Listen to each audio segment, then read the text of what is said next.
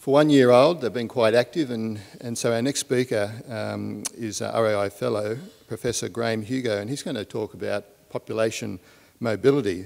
And this is some early findings of our RAI project that has been underway. So could you please join me in welcoming Professor Graeme Hugo. Thank you.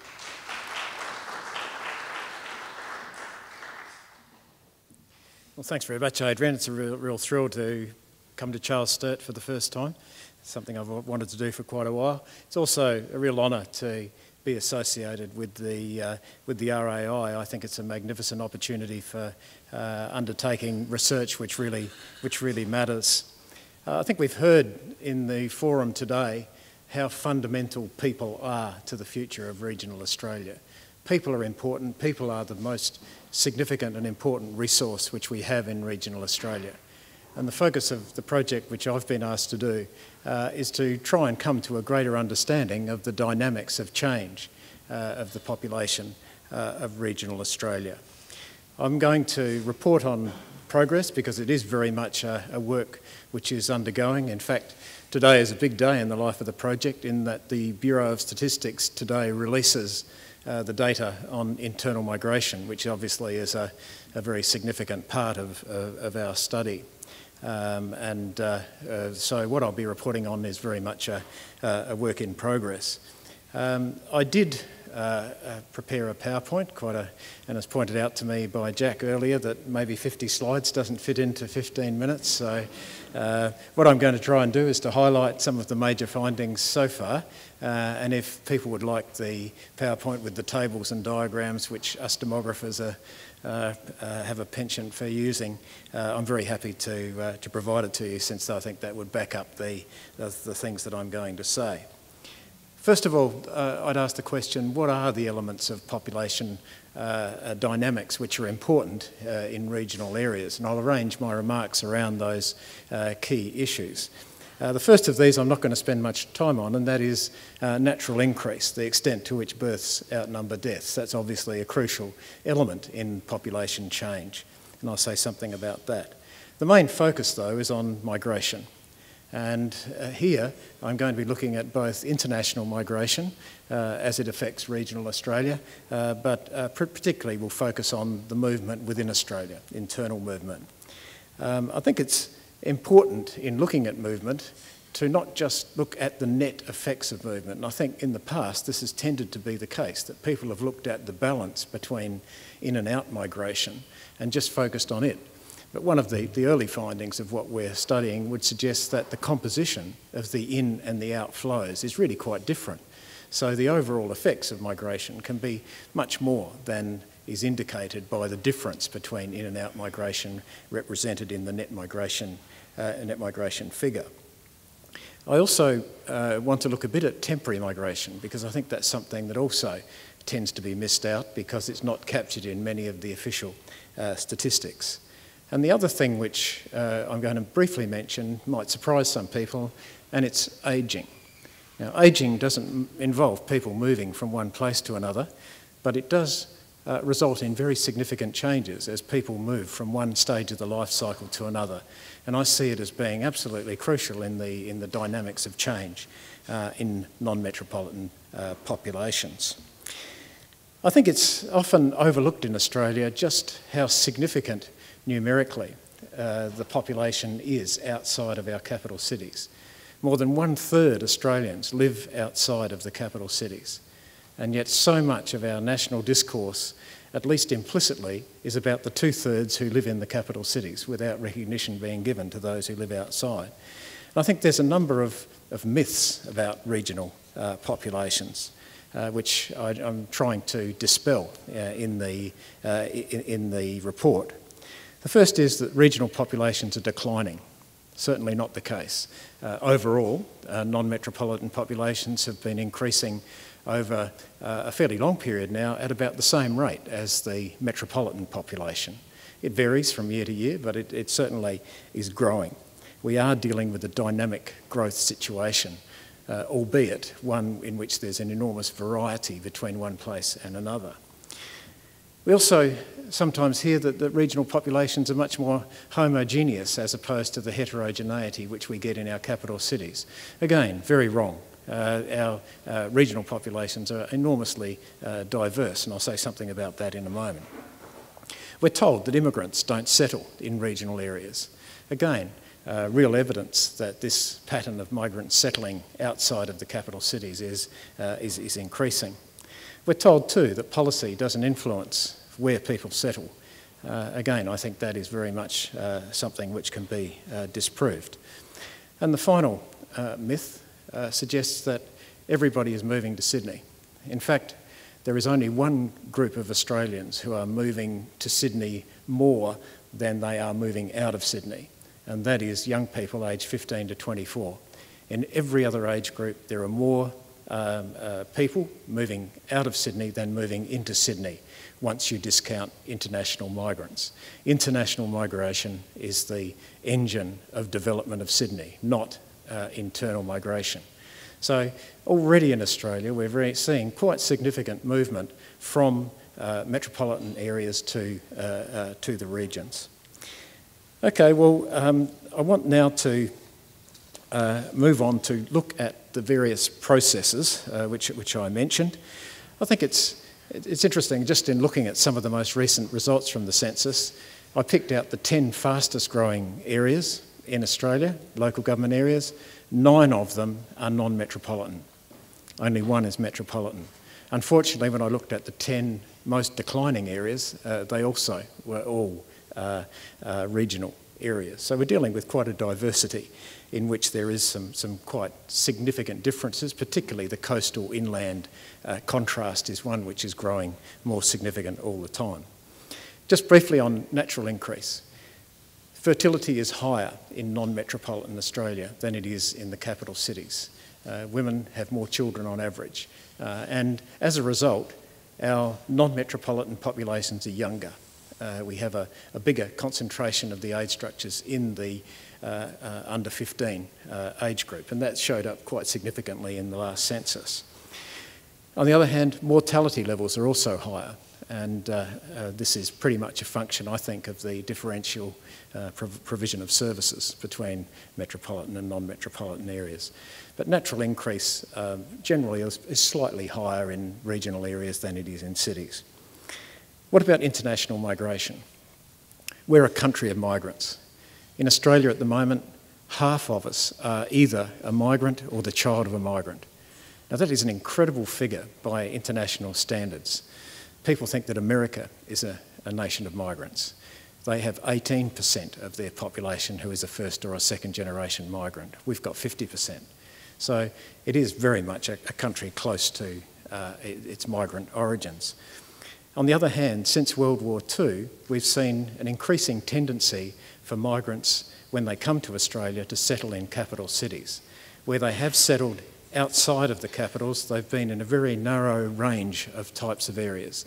They've been irrigation areas, market gardening, some of the big regional centres where there is manufacturing. And of course, with the Riverina, we've seen the significant growth in places like Leeton and Griffith. However, things have changed since 2001. And this is I think one of the most exciting developments that we've found so far is that there has been a pattern of increased settlement outside of capital cities with migrants. Still, most of our migrants settle in the capital cities, but for the first time we've seen an increase in the percentage who are settling outside of the capitals. And that's interesting because exactly the same thing has happened in North America. Exactly the same thing is happening in Europe. So there's some process which is operating which wasn't there before, and I think it is important to try and understand it. The other thing which is interesting about it is that they aren't all being found in those particular niches that earlier generations of migrants settled in. They're much more distributed. They're much more found across the dry farming parts of regional areas. The causes of it are really quite interesting. Clearly, one of the factors has been government policy. We've seen the introduction of the regional and state migration system by the Department of Immigration. the Department of Immigration has a special refugee settlement program which affects regional areas and so on. But it's more than that. I think it's very much a pattern of the availability of jobs, and in fact the shortage of jobs in some areas, particularly in some low-skilled areas. And it really has been interesting in studying this, the degree to which there has been successful adjustment and settlement of these migrant groups in communities where I think in the past people would have anticipated that there would have been difficulties because of the homogeneity of the communities that they've gone to. But there are many case studies now where there has been excellent results of people, particularly some of the African refugee groups, settling in dry farming communities. There's a lot of potential for the future here. Firstly, these migrants generally come as families, and families make a difference when they move into regional communities in terms of demand for service and so on. But I think it's also got a bit of a message when we come to look at innovation and developing entrepreneurial capacity in our communities, because a lot of these people are people with get up and go, a lot of people who are risk takers, and I think in the future we're going to see them as potential leaders in our regional communities. Just moving on to internal migration, which is the thing we're mostly studying. It certainly is the main focus, and part of that focus is that we're not just dealing with numbers. I think it's really important to say who's moving. What are the characteristics of those people that are moving and in both into and out of the communities? And that's really what we're spending quite a bit of our time looking at. Thus far, we haven't, as I said before, had the census data on migration, but I've done some indirect estimation, and there are some very clear patterns with coastal in-migration and inland out-migration. There are really stark differences between the coastal and the inland areas, with the exceptions of some of the regional centres and some of the mining communities as well. As I mentioned, net migration losses from capital cities, particularly of young adults, young families, but also young retirement age groups, baby boomer age communities as well. The age patterns, I think, are significant. The gender patterns are interesting. The rate of female migration out of rural areas is higher than it is for males and does represent particular challenges. Education is an issue because it is educationally selective. The level of education of those who leave is greater than those who stay behind. And I think there's a real message about the significance and importance of regional universities like this to provide those opportunities for people in regional areas. Return migration is something which we're looking at, the extent to which people who've left regional communities are prepared to come back. And one of the disturbing findings is that there does appear to be a diminution, a reduction in the extent to which people are returning to some of the dry farming areas. And I think we're seeing that in the number of farm properties where the next generation is not prepared to take over from them. And I think there's some issues there that are policy related which we need to look at. There's a great deal of interregional migration. We tend to think of it all as being from country to city, but regional movement within states particularly is quite important. A separate section of the report is going to be concerned with Indigenous migration. The Indigenous population is a very mobile one, but it has very distinctive patterns, again, with more of the mobility being interregional rather than being with capital cities. I should have said at the beginning that Australians move house more than any other group. Every year, 18% of Australians move house. Now that is a much higher level than any other country in the world. However, most of that mobility does tend to be relatively short distance and is associated with housing market adjustments and so on. But nevertheless, it is a very, very high level of mobility. I was going to say something about temporary migration because I think this is starting to influence regional areas through the fly-in, fly-out, drive-in, drive-out systems, but also increasingly with baby boomers establishing second homes in regional areas, that movement's becoming significant as well. much more difficult to study with the sources of data available, but we're trying a few experimental things in that area. Just briefly, before I say something about policy and conclude, I would like to say something about ageing. Ageing is the #1 demographic factor facing Australia in the next couple of decades.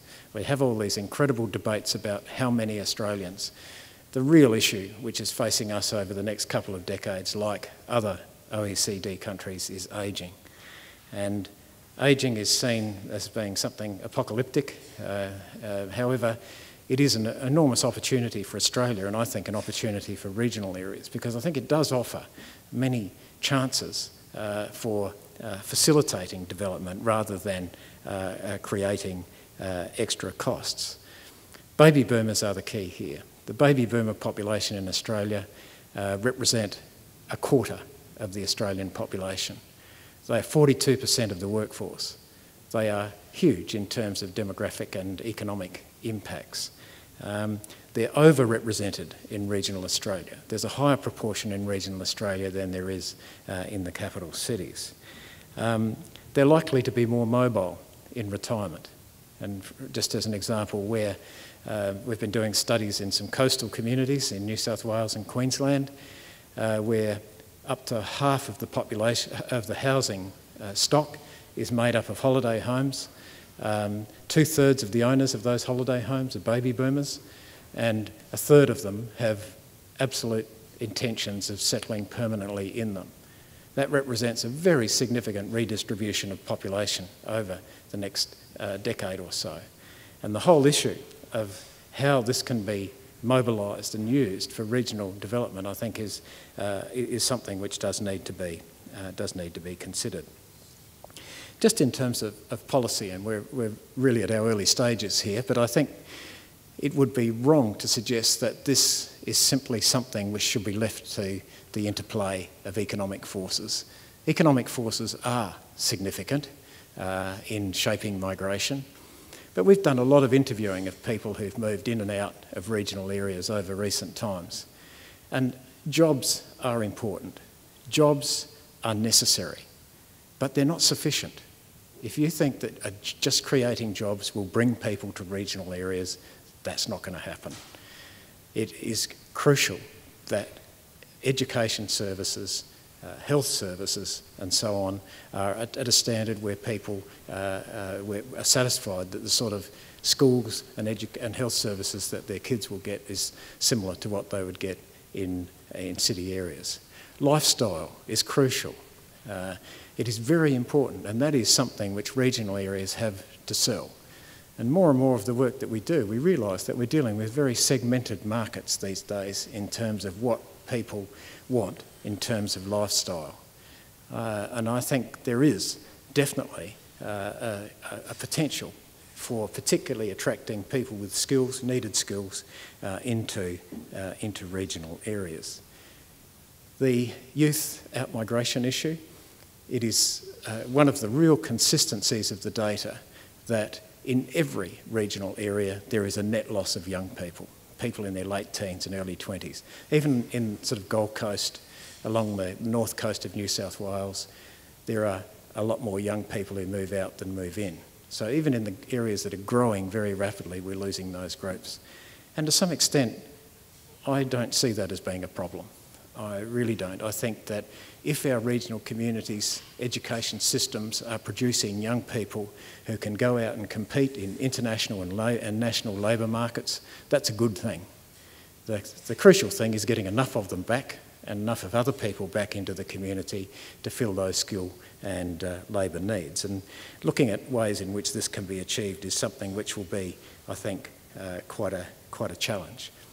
In the international migration area, I see international migration being much more significant in regional Australia in the next 20 years than it has been in the last 20 years. It is a real chance to attract people with the skills, with the entrepreneurial ability to make those significant contributions to the human capital of regional communities, which is so significant. One of the themes too, I think we need to look at is retention. What are the things about communities which keep people. It's one thing to attract international migrants, attract other groups into those communities, but what are the things which actually keep them there? And I think while the economy and jobs are really central, we really do also have to look at the service provision side of things and the lifestyle side of things as well, as part of the total package if we're looking at overall development of those communities. So just in conclusion, I see migration and ageing not so much as problems. There's certainly challenges associated with them, but to me there's also an enormous amount of potential to really be an additional element as we strive to increase the human capital in regional areas. I'll leave it there. Thank you very much. Graeme said he's got about 5 minutes for any questions, so if you've got any you'd like to put your hand up, and while people are thinking, I might just make a couple of comments, Graeme. I mean, you had a lot of interesting insights there. Probably one of the things that I've noticed, I mean, I grew up in Wagga and now it's quite multicultural. I mean, it was very homogeneous when I grew up, but Wagga is a designated refugee relocation site, so that's certainly changing our demographics considerably. Yeah. I think and Wagga's not unusual with that, and since I think 2007 the Department of Immigration has designated a number of rural communities for settling refugees, and it copped a lot of criticism at the time because it was saying, right, you're really settling these people away from all of the support services that are available in the big communities, all of the family support systems and so on. But I think the reality's been that it's been really quite successful generally. There have been some bad incidents in some country towns, but generally what's worked is the enormous social capital in regional communities which has absorbed families, and schools have been absolutely crucial in that whole process. I think a lot of again, it's regional stereotypes that people in the cities are much more liberal, much more accepting, all of those sorts of things, whereas country people aren't.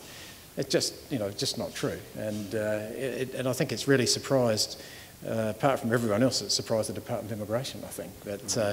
But we've done a lot of work on refugees, and one of the things which that shows is that after about 5 to 10 years, refugees are definitely net positive contributors to the economy of Australia. In the first couple of years, there are issues in terms of adjustment and so on, but certainly by the time you get 5, 10 years, they converge towards the Australian system level of employment and participation. By the time you get to the second generation, their kids outperform Australian-born origin kids. It's wrong to say that this is a cost, an economic cost on the community. It's definitely an advantage. The other thing which we found was that people of refugee origin tend to form their own businesses much more than other groups. We looked at the 10 richest Australians, 10 richest people on the BRW rich list. 3 out of 10 came to Australia with nothing as refugees. There may well be something to the fact that refugees are the risk takers, are the people who've got that entrepreneurialism and so on. So they may be adding something to the community as well. So, I think there's some myths out there about refugees which tend to, once you look at the data and take a longer term view, are really shot down in terms of their economic contribution.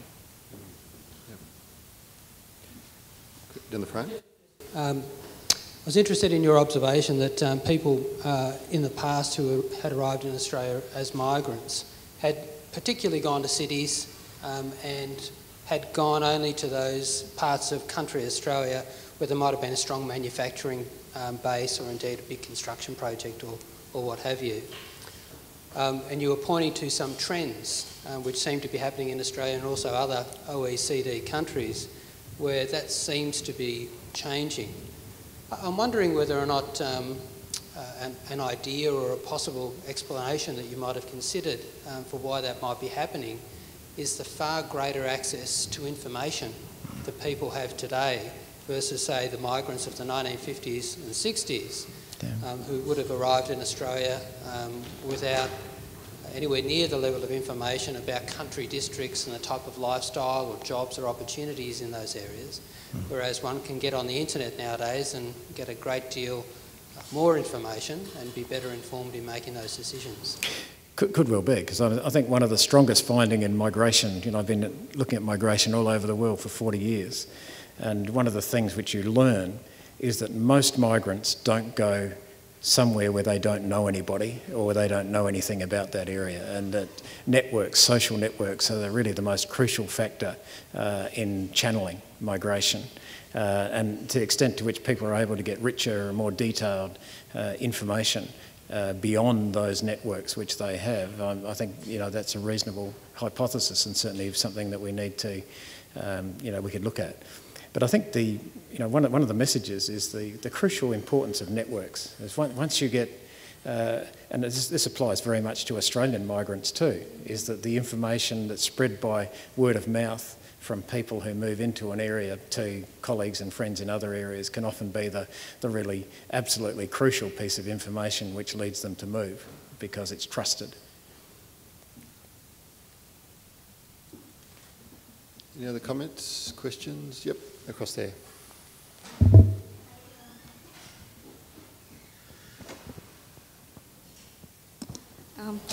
You said something that we need to keep the migrants in the regional areas. In the morning also I asked the same question, that what are the factors we need to keep into consideration. And you know, when I was just traveling, one thing just struck me, like the people usually, the people just flock to the regional areas. So in Wagga we have one what's a welcome to Wagga function. So maybe the councillors and the people here, and this goes to all the regional places, we can just ask the people who are there that what factors brought them to a regional place like Wagga. So in that case, we just know their expectation, and then we can just ask one more question from them, that what are their expectations in the next 2 years. So in this way, we can just work on our assets, and we can also, you know, work on our challenges too, that what are their expectations, so that they'll stay in the regional place like Wagga. I think when you asked the question this morning, my ears pricked up, I must say. I totally agree that if you look at the efforts which have been made by states like my own state in South Australia to use the state-specific and regional migration part of the migration program in order to attract migrants to us as a peripheral state, I've been critical of the government's efforts because they see it purely in terms of attraction. Bringing people in. The people are mandated to stay for 2 years, but the whole effort is getting them into South Australia. But in terms of retention, there's virtually nothing in the program at all. Retention is absolutely crucial, but it's also crucial for Australians who move into these communities, and having mechanisms which assist the whole adjustment process is absolutely fundamental. And our work with refugees, we've found schools are really just the key part of the community, because most people are coming in as families, their kids go to schools, and some of the principals have been quite marvellous in terms of bringing the parents into socially active things as well. So, but local government's got a role, but also other community organisations as well. And I think in general, in the studies that we've done anyway, the communities have been pretty good at this, because it's been done not so much mandated or structured by government, but actually happening organically within the community, where you've got this enormous social capital which is kicked in, which is famous for in many areas. But rural and regional communities differ enormously in their ability to be welcoming to outsiders, and I think understanding those dimensions, I think is fairly important. Any quick questions? One last one up the back there. Thank you. Is that on? Yep. Thank you for your presentation, Graeme. Very interesting. A couple of times you mentioned the differences between coastal and inland communities, and I wondered if you could just illuminate that a little bit around some of the key differences you're seeing. Yeah, well, certainly from a demographic perspective, the differences are enormous. In terms of population growth, in terms of age composition, with greater numbers of young working age people in their 30s and 40s. That seems to be the most significant group moving into these areas, the young family demographic. Retirees are significant as well, but that young family group is the most important. But certainly in many of our dryland farming areas, I think we really face a real crisis in terms of availability of workforce into the future. The elderly nature of many of the primary producers now, and the fact that many of them don't have sons and daughters who are necessarily going to be taking it on. I think there is some very significant issues in regional Australia about the replacement of that next generation of workers in primary industry.